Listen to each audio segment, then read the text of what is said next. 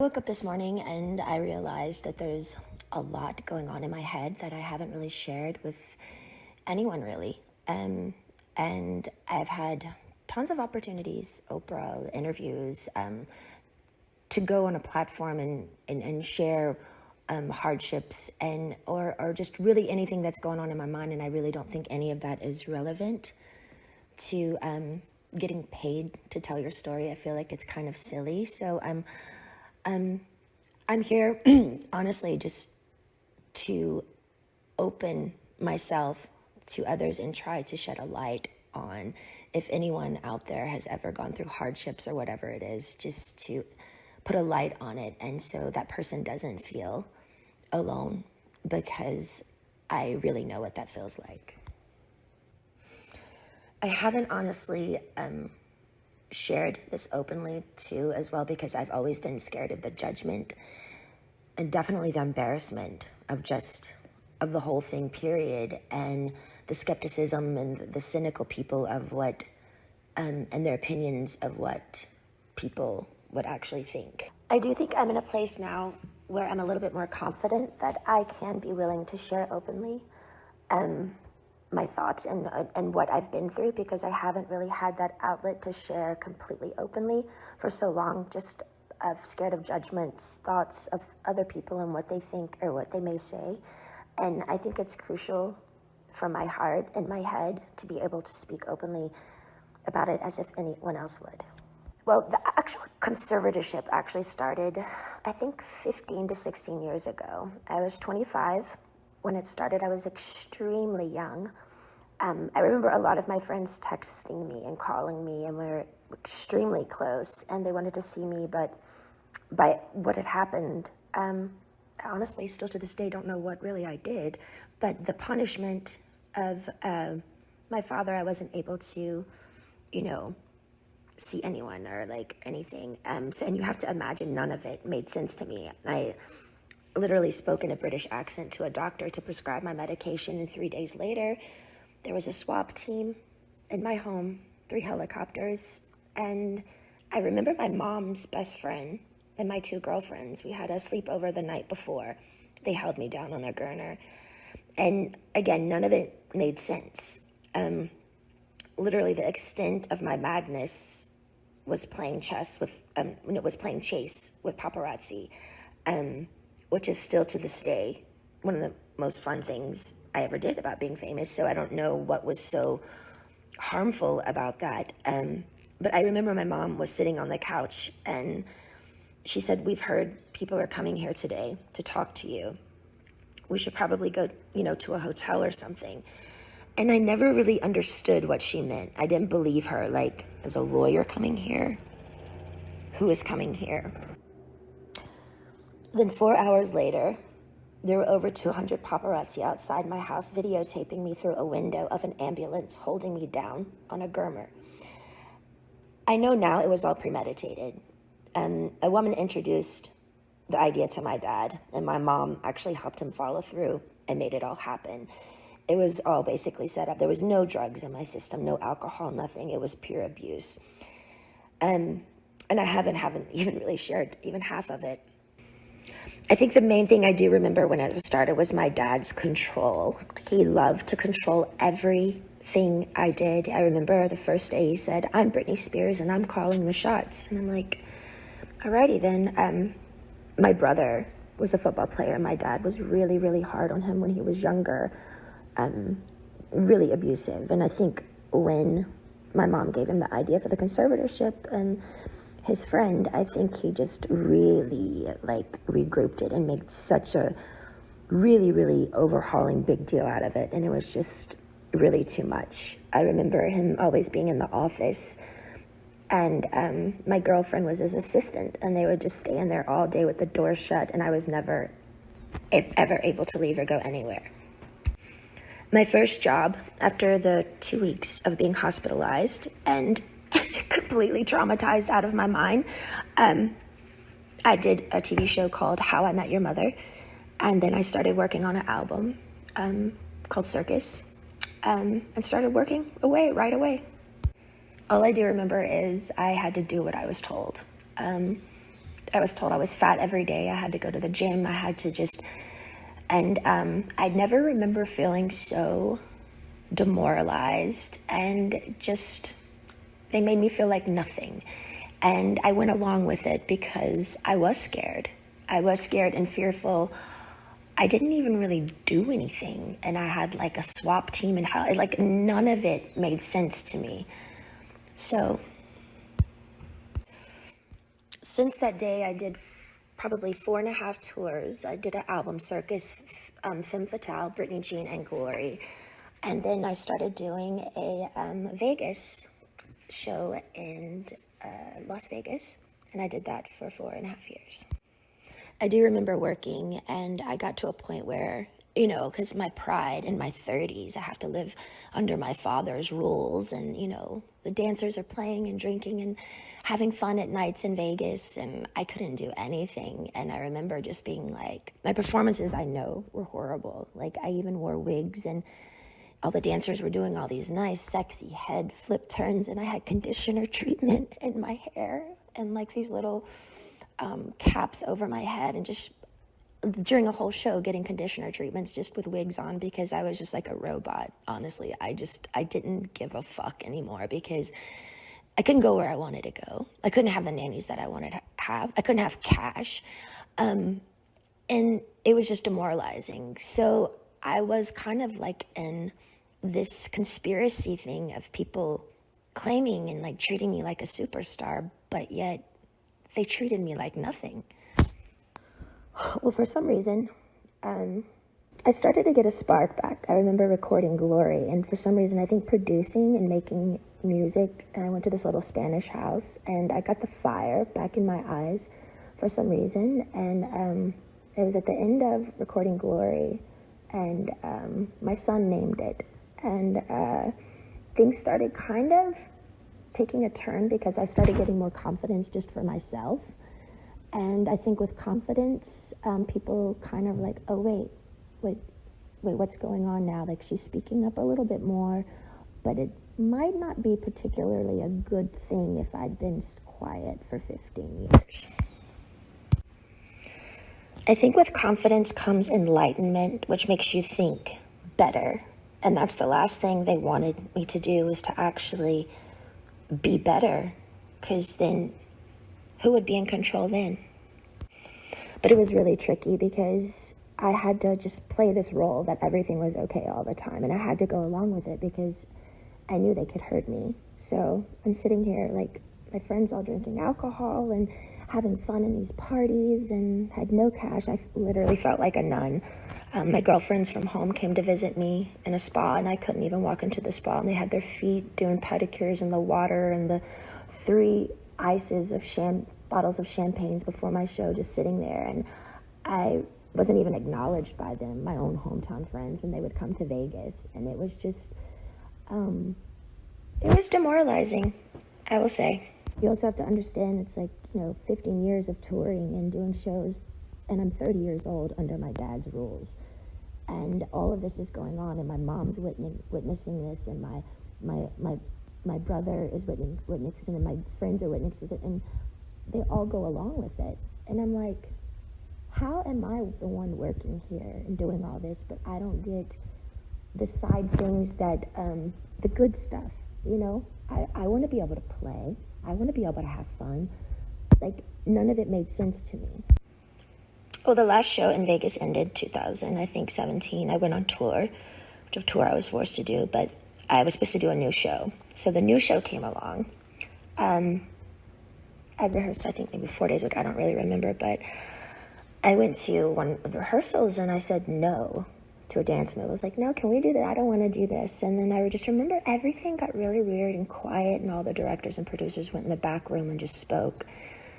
And that was it. And I was like, well, I don't know what's going on. So we all just kind of like, what happened? And then the next day, I was told that I had to be sent away to a facility, and that I was supposed to say on my Instagram the reason why is because my dad is sick and I need treatment, which was, I didn't want to ever go there. I remember my dad calling me on the phone, and I was crying, and I was like, why are you guys doing this? Like, what And I just remember him saying, it's in your hands. You have to listen to the doctors. The doctors are going to tell you what to do. I can't help you now. And I remember his last words were, now, you don't have to go, but if you don't go, we're going to go to court, and there'll be a big trial, and you're going to lose. I have way more people on my side than you. You don't even have a lawyer, so don't even think about it. So I did it. I went to the place. I was scared out of my mind. And none of it, again, made any sense of what they were doing to me. And again, I haven't wanted to share this because it's unbelievably offensive, sad, abusive. And honestly, would anybody believe me? I remember the main thing of when I was in that place, that my heart felt like it was frozen, like it was stuck inside, and I wanted to scream and I wanted to get out. And I think by a needle and thread, it was the breathing peacefully inward that I missed the most. I felt like I was in a state of shock, almost like when an old person feels helpless and they're literally going through some sort of shock treatment and they can't relax their body because they don't have the answers of why they can't have their own keys to their car and put it in the ignition and walk outside, and their own security guards at every door saying they can't go. Sitting down, drawing 6 galls of blood every week. Weak as hell. And then calling, and my family is in Destin at my beach house. It didn't make sense. The main thing, I to this day, I kind of stopped believing in God at that time because I didn't know how they could have 40 people leave my house a day and me work from 8 to 6 at night. Be seen changed every time I changed in the shower. No privacy, no door, nothing. How did they get away with it? And what the fuck did I do to deserve that? I couldn't even smoke cigarettes. People on death row can smoke cigarettes. I missed my AA meetings, although I was kind of forced to go to AA, and I'm not even an alcoholic. I actually enjoyed it because I thought the people were brilliant. They shared their stories just to share their story, and in a circle of women and men who just are trying to be better people and trying to touch other people. I missed my AA meetings. I couldn't go in. I couldn't have the keys to my car, no cash, no cigarettes, no door for privacy. It changed me, watched me change naked every day. I did work 7 days a week. No weekends were off. They monitored what I ate. From 8 to 6 I work. Sometimes at 9 o'clock I'd be able to watch a movie. Finally, the owner of the whole facility that I was always texting to try to be able to go somewhere, just get out of the house, that place somehow, he had to let me go because the Free Britney campaign came out with all the pink t-shirts. I saw it on a lot of the morning shows, and people by word of mouth, and I think just by my fans knowing by heart that something was up. I remember one of the guys were on an interview on the street, and he said, you know what, I could be totally wrong, and if I'm wrong, I'll be really, really embarrassed, and I'll just go have a drink somewhere. He said, but I do feel like they're doing something to her right now, and I'm not surely what it is, but that's what my heart says. But the whole thing that made it really confusing for me is these people are on the street fighting for me, but my sister and my mother aren't doing anything. To me, it was like they secretly, honestly liked me being the bad one, like I was messed up, and they kind of just liked it that way. Otherwise, why weren't they outside my doorstep saying, baby girl, get in the car, let's go? I think that's the main thing that hurt me. I couldn't process how my family went along with it for so long. And I mean, almost half a year, you know? And their only response was, we didn't know. I'm like, I'm on the phone telling you right now, I'm here, please. Eventually, by the grace of God and praying on my knees, I left the place. But I was still scared. I was really, really scared. And from then on, I had support. I needed a lot of support. And I found 2 really, really great people that would come to my house weekly and just help me with my mind, because I didn't understand all the therapy that I had to do there But why have therapy when it's forced and in like a militant, almost prison-like way that like is where you're not even all there? None of it made sense. Well, I think my strength grew because I didn't reach out to my dad anymore. And they were playing the game of ball and twist of, she's going to come running back to us because, we've scared her and we're the bosses here. But I didn't. I just stalled and I stalled and I stalled and I stalled. And finally, I think they just knew I wasn't going back. And I finally got a lawyer. A wonderful friend finally got me a lawyer. And he really helped me through it. To me, the thing was, I think the trauma of all of it and just the whole thing together and going down to how much effort and work and heart I put in to what I did when I did work, even down to the details of how many rhinestones are going to be in my costume. And I cared so much. And they literally killed me. They threw me away.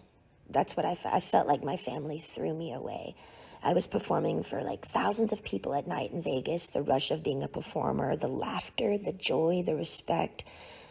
I was shaking over 40 people's hands every night before a show, training weekly, 3 training sessions a week, AA meetings, therapy sessions. My dad literally, I was a machine. I was a fucking machine. Not even human. Almost. It was insane how hard I worked. And the one time I speak up and say no in a rehearsals to a fucking dance move, they got pissed. I feel like the scare tactic and how badly they treated me in the end, I think they thought I was going to come begging back to work again because they thought, I needed them. Because they put me in an ignorant, scared state of mind to make me feel like I needed them. And if you don't do what we say, we're going to show you who's boss. I didn't play their game anymore. I got on my knees every day and I prayed. I held on like a needle and thread to some sort of existence because they had made me feel like nothing for so long. I knew in the deepest part of my core, I knew I'd done nothing wrong and I didn't deserve the way I'd been treated.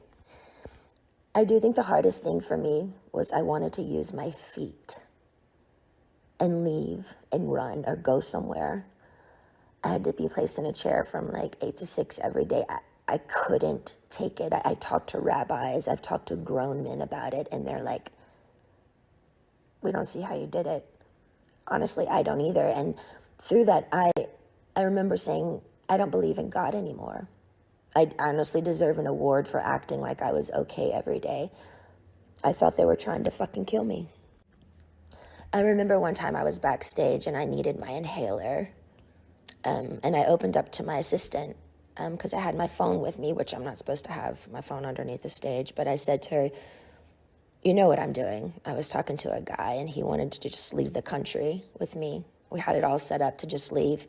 And it was a secret relationship. And I said, my biggest fear was, what would my dad do if I did do something wrong? What if I left the country? What if they found me? And what would they do? And I said, I feel like they would lock me up or something or really hurt me.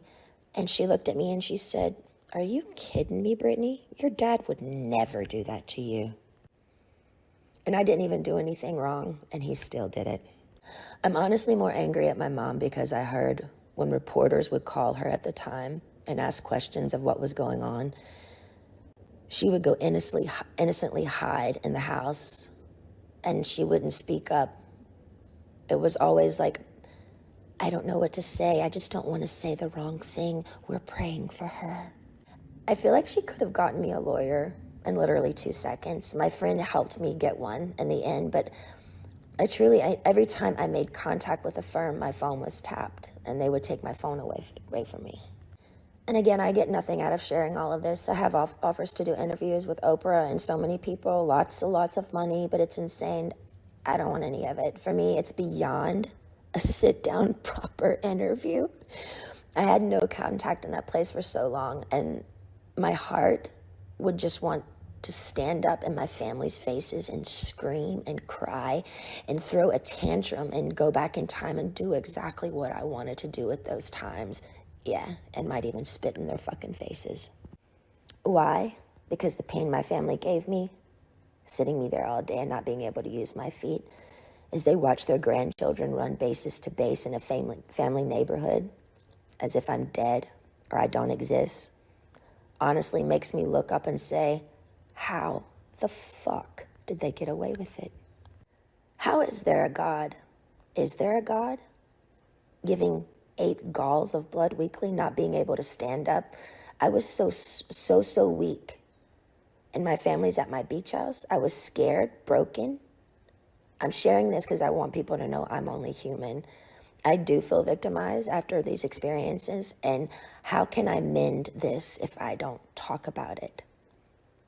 I have an amazing song right now with one of the most brilliant men of our time, and I'm so grateful. But if you're a weird introvert, oddball like me, who feels alone a lot of the time, and you needed to hear a story like this today so you don't feel alone, know this, my life has been far from easy, and you're not alone.